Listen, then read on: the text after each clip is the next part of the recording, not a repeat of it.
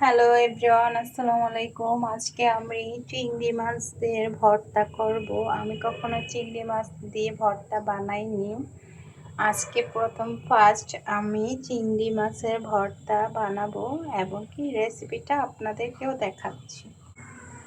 এই যে আমি এখন শুটকিটা ধুয়ে নিব। তারপর এই যে এখন শুকনো মরিচগুলো পাটার মধ্যে বেটে নিচ্ছি। এভাবে ভালো করে মরিচগুলো ভালো করে বেটে নেবেন। তারপর এখন আমি শুটকিটা দিয়ে দিচ্ছি।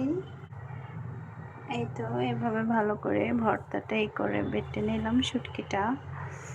তারপর সাথে পেঁয়াজ দিয়ে দিব। পেঁয়াজ একটু বেশি করে দিলে ভর্তার টেস্টটা অনেক ভালো আসে। সাথে ধনিয়া পাতা দিয়ে দিলাম। এই তো এখন এটা ভালো করে ফাইনালি আমার ভর্তাটা কমপ্লিট। ভর্তাটা সত্যিই খেতে এত মজা হয়েছে, আমি কখনো নিজে চিংড়ি ভর্তা খাওয়া হয়নি, আজ ফার্স্ট টাইম আমি খাচ্ছি। সত্যি অনেক মজা। আপনারা যারা যারা চিংড়ি ভর্তা খাওয়া হয়নি আমার মতো, আপনারাও এভাবে বানিয়ে দেখতে পারেন। টাটা, আল্লাহ হাফেজ।